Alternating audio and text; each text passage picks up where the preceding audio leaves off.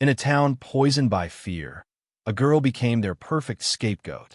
The year was 1692. While Salem's fires of hysteria spread, another flame was about to ignite in the small town of Wildwood, Massachusetts. Elara Winters was 17. No mother, no father. They had died when she was 9. But what she lacked in family, she made up for with something powerful, knowledge. Before dawn each day, Elara rose quietly.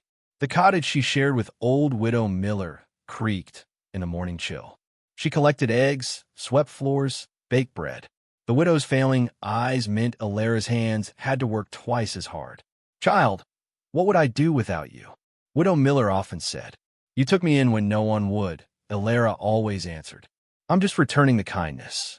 But Elara had a gift that set her apart. She knew plants. She knew healing. Behind the cottage, hidden from judgmental eyes, she kept a small garden. Herbs that most villagers couldn't name thrived under her care. "Nature provides what we need," she would whisper while tending her secret sanctuary. "My mother taught me that." The townspeople came in shadows. They knocked softly on the back door, glancing over their shoulders to ensure no one saw. "My baby won't stop crying," a mother would whisper. "This cough is eating my husband alive," another would plead. Elara mixed her remedies with care. A tea of chamomile for the colicky infant. A honey-thyme syrup for the stubborn cough. She never asked for payment, though sometimes a fresh loaf or a small coin would appear on the doorstep days later. Not everyone appreciated Elara's gifts. "She knows too much for a girl with no schooling," good wife Rebecca Porter would say, her lips pinched tight as Elara passed in the village square. Rebecca's daughter, Mary, had once been Elara's friend. They had picked berries together as children, laughing under summer skies. But Mary had fallen ill with a strange affliction. She would shake uncontrollably. Strange words tumbled from her lips. The town doctor stood helpless before her symptoms. "That girl has something to do with it," Rebecca told anyone who would listen. No one should have such knowledge without proper learning. Thomas Ward watched Elara too. Last spring, he had cornered her by the well. "I have a good home," he'd said. "My fields are fertile. Be my wife."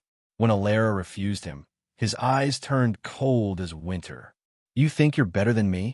His whisper cut like ice. "One day you'll wish you had said yes." That autumn morning, as Elara harvested the last of her herbs before winter's grip tightened, shouts erupted from the town center. A crowd gathered. Angry voices rose like smoke. Widow Miller appeared at the garden gate. Her face was white as fresh milk. "Elara, come inside. Now." Her hands trembled violently. "What's happening?" Elara clutched her basket of herbs. The old woman's voice cracked. "They're saying terrible things about you, child." "What things?" Widow Miller could barely speak the word. "Witchcraft." The door splintered before Elara could hide her herbs. "Elara Winters." Magistrate Collins burst in, flanked by 2 grim-faced men. "You stand accused of practicing witchcraft against God's people." The herb basket fell from Elara's hands. Leaves scattered across the floor like broken dreams. "This is madness," she gasped. "I've done nothing." "Silence, witch." One man grabbed her arm roughly. To drag her outside. A crowd had gathered. Faces she'd known her whole life, now twisted with fear and hatred. Some shouted. Others prayed. A few, though she had healed, looked away in shame. Goodwife Porter stood front and center, triumph in her eyes.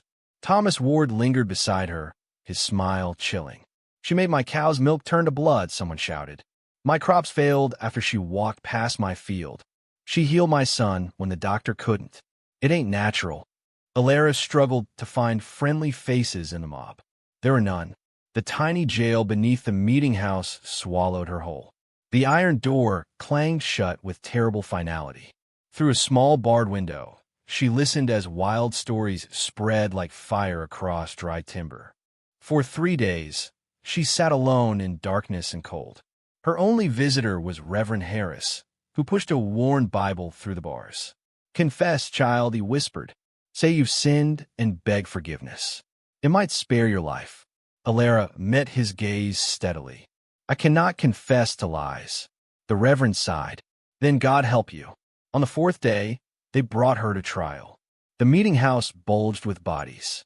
Farmers left fields. Mothers brought children. No one wanted to miss the spectacle. 3 stone-faced magistrates sat in judgment.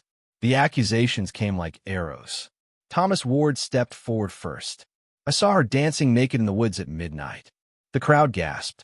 Talking to shadows no human should address. His lies burned Elara's ears, but she stood silent.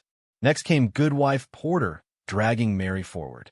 The girl's eyes were vacant, her thin body trembling. "Look at my daughter," she screamed. "Once healthy and God-fearing. After drinking Elara's wicked potions, she speaks in tongues and shakes like a leaf in winter wind. I only gave her tea to help her sleep," Elara said quietly. "Lies," Goodwife Porter spat. "You cursed her with jealousy when she found a suitor, and you had none." The stories grew wilder with each speaker. A woman claimed her milk soured when Elara's shadow fell across it. A man swore his axe turned to rubber after she touched the handle. When Elara finally spoke, her voice cut through the madness. "I am no witch," she said clearly. "I know plants as my mother taught me. I use God's creations to heal his children. There is no magic in knowing which herb soothes a fever." Magistrate Collins leaned forward. "If not witchcraft, how do you explain your unnatural knowledge? How do you explain the strange events that follow in your wake?" "There is nothing unnatural about understanding creation," Elara replied. "As for strange events, fear makes people see what isn't there." Some nodded slowly. Others muttered angrily. Then Mary Porter suddenly stood. Her body convulsed violently. "She comes to me at night," the girl shrieked, pointing a shaking finger. "Her spirit sits on my chest. She whispers devil's words in my ear." The meeting house erupted. People jumped to their feet, screaming for Elara's punishment. The magistrates banged for order, but fear had taken control. Through the chaos, a small figure pushed forward, 12-year-old Sarah, the blacksmith's daughter. Elara had saved her from fever last winter when everyone else had given up hope. "Elara isn't evil," Sarah cried. "She saved me." No one heard the child's voice above the roar. The magistrates huddled, speaking in urgent whispers. When they faced the room again, Collins spoke grimly. "Elara Winters, this court finds you guilty of practicing witchcraft. You're sentenced to hang by the neck until dead, 2 days hence." Some cheered. Others wept. Elara stood perfectly still, as if turned to stone. As they led her back to her cell, she caught sight of Widow Miller's tear-stained face. And behind her, half hidden in shadow, stood Sarah, watching with determined eyes. That night, as darkness claimed the town, a soft scratching came at Elara's window. "Elara," a small voice whispered. "Sarah." Elara moved to the window. A tiny hand appeared, passing a folded paper through the bars. "I want to help you," Sarah whispered urgently. "What should I do?" Elara unfolded the paper. On it was a crude map with an X marked behind the meeting house. "There isn't much time," Sarah added. "They're building the—" Her voice broke. "The gallows," Elara finished softly. "I could help you escape," Sarah whispered. "Tonight." Elara touched the child's hand gently. "And make you an accomplice?" "No." "Then what can I do?" Elara thought quickly. "I need one small thing. It might save more than just my life." Dawn broke cold and gray. The sound of hammers echoed through wildwood, the gallows taking shape with each terrible blow. Elara sat on the cold floor, Sarah's map in her hands. Escape was possible. The child had marked a loose board behind her cell. Freedom waited just beyond. But where would she run? Winter approached. The wilderness held its own dangers, and running would only confirm her guilt in everyone's eyes.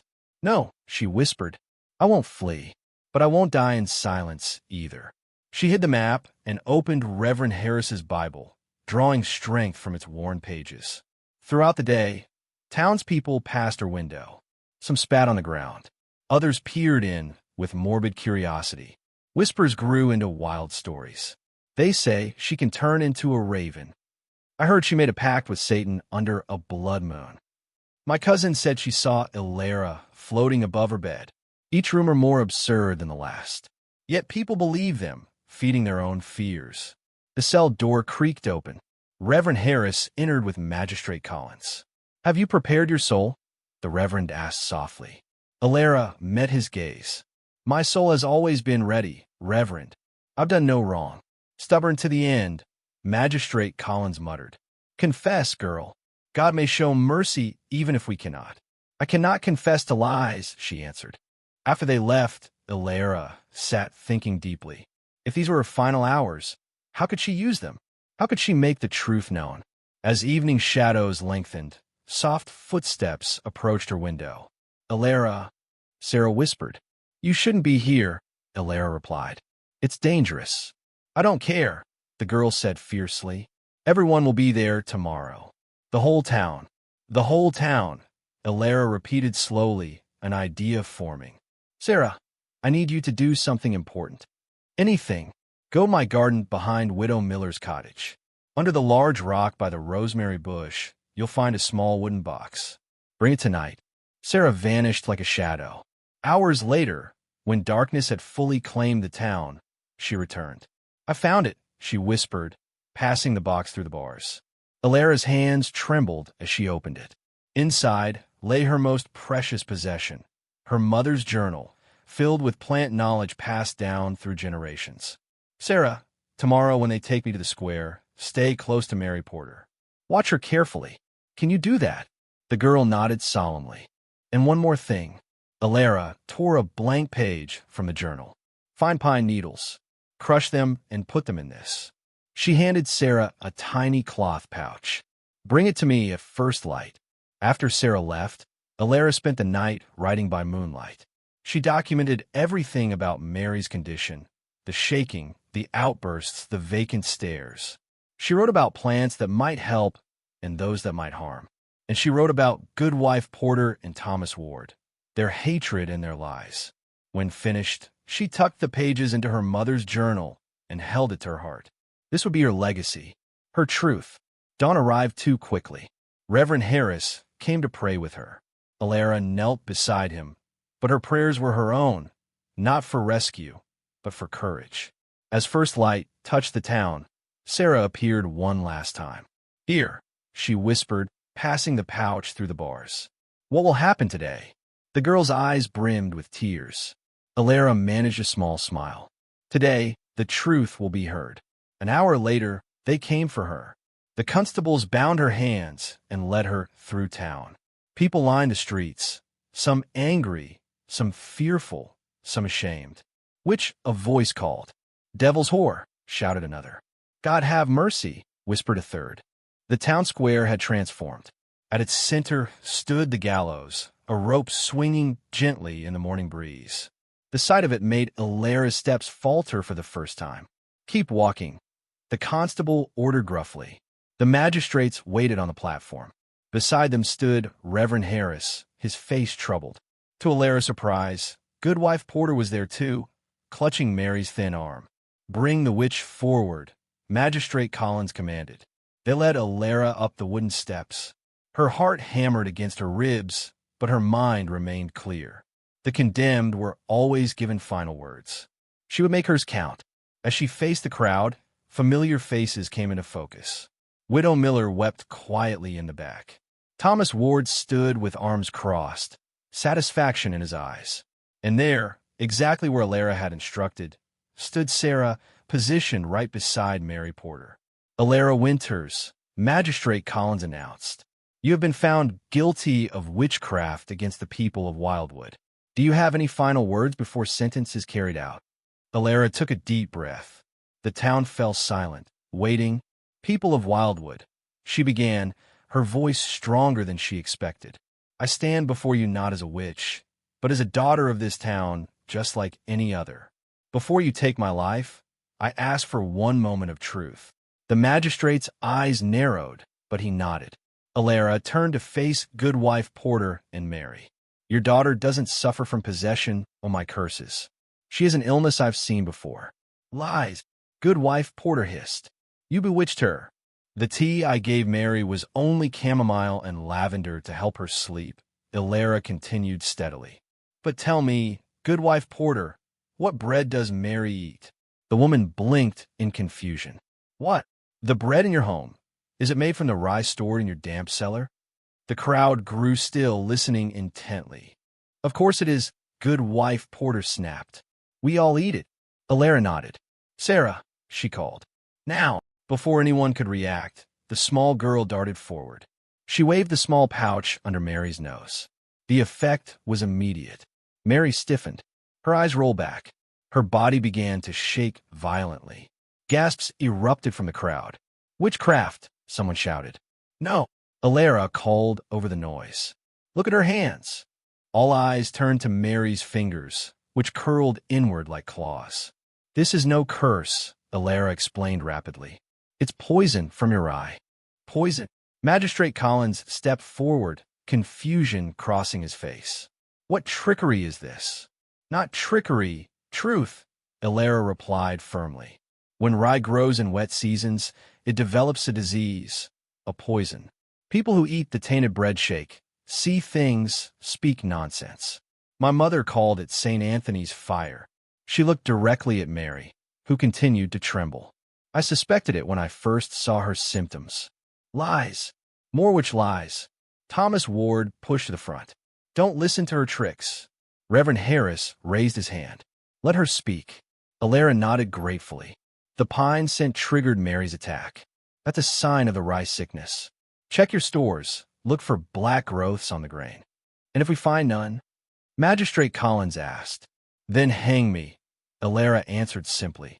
But first, ask yourselves, aren't others showing strange behaviors? Haven't there been odd happenings throughout town? The crowd began to murmur. A farmer called out, My wife has had the shakes this week. Another voice added, And my son sees things in the night that aren't there. Thomas Ward's face reddened with anger. She's trying to save herself with more devilry. And why are you so eager to see me hang, Thomas? Elara turned to face him. Is it because I refused your marriage proposal, or because I know your secret? Thomas froze, his face suddenly pale. I saw you that night, she continued, her voice carrying across the now silent square. Stealing from Magistrate Collins's home while he attended prayer meeting. I kept your secret, but you repaid my silence with false accusations. The crowd gasped. Magistrate Collins turned to Thomas with narrowed eyes. This isn't about Thomas or even about me, Elara continued. It's about fear. Fear of what we don't understand. From her bound hands, she produced her mother's journal. Here is all I know, written plainly. Not spells or curses, but simple remedies to ease suffering. She held it out to Reverend Harris, who took it with trembling fingers. Kill me today if you must, Elara said, her voice breaking slightly. But you cannot kill the truth. And the truth is there are no witches in Wildwood, only frightened people looking for someone to blame. A profound silence fell over the square. Mary Porter had stopped shaking and now slumped against her shocked mother. Thomas Ward stood frozen, exposed. The magistrates exchanged uncertain glances. Widow Miller suddenly stepped forward. I've eaten from the porter's bread this past month, when Elara brought me food, and I too have had trembling hands and strange dreams. Others began to speak up, describing similar symptoms. Reverend Harris was leafing through Elara's journal. There are prayers in here, he said with surprise, and drawings of plants with their uses. This is not a devil's book. Magistrate Collins raised his hands for silence. These are serious claims that require investigation. The execution will be delayed until. There will be no execution today, announced a new voice. The crowd parted. A well-dressed stranger stepped forward. I'm Dr. Phillips from Salem, he announced. I came when I heard of another witch trial. We have made terrible mistakes in Salem, hanging innocent people out of fear and ignorance. He climbed the gallows steps and examined Mary closely. This girl shows every sign of ergot poisoning, exactly as Elara described. In Salem, we learned too late that many of our possessed were simply ill from tainted grain. He turned to address the stunned crowd. The heavy rains this summer created perfect conditions for the fungus to grow on rye. Every town should check their grain stores immediately. Goodwife Porter began to weep, clutching her daughter. I only wanted to protect her, she sobbed. Slowly, Magistrate Collins approached Elara. With a heavy sigh, he unlocked her bindings. It seems we have been too quick to judge, he admitted. Elara Winters, you're free to go. As the rope was removed from around her neck, the crowd stood in stunned silence. Then, from the back, someone began to clap. Others joined in, until many were applauding, not all but enough. Sarah rushed forward, throwing her arms around Elara's waist. You did it, she whispered fiercely. We did it, Elara corrected, embracing the child who had risked everything to help her. In the days that followed, Wildwood examined their grain stores. The doctor's words proved true. The rye was infected with a black fungus that, when baked into bread, caused the very symptoms that had been attributed to witchcraft. Thomas Ward confessed to his thefts and was sentenced to work for those he had stolen from. Goodwife Porter, humbled by her mistake, came to Elara seeking help for Mary's recovery. Can you ever forgive me? She asked, tears streaming down her face. Fear makes enemies of friends, Elara replied simply. I know that better than most now. With Reverend Harris's blessing, Elara began teaching others about plants and healing. She started a small school in the church hall where anyone could learn. Knowledge isn't something to fear, she would tell her students. It's a light that drives away shadows. On warm days, she would take them into the woods to gather herbs, Sarah always by her side, eager to learn everything Elara could teach. And every year, on the anniversary of the day she almost died, Elara would stand in the town square, not to remind people of their mistake, but to celebrate how truth had overcome fear. The town of Wildwood never built another gallows. And though witch trials continued elsewhere for a time, the story of Elara, the orphan girl whose final words silenced the town, spread far and wide, changing hearts and minds for generations to come. Some say her mother's journal still exists today, passed down through the centuries. A reminder that in our darkest hour, sometimes the most powerful magic isn't witchcraft at all, but the simple courage to speak truth against a storm of fear.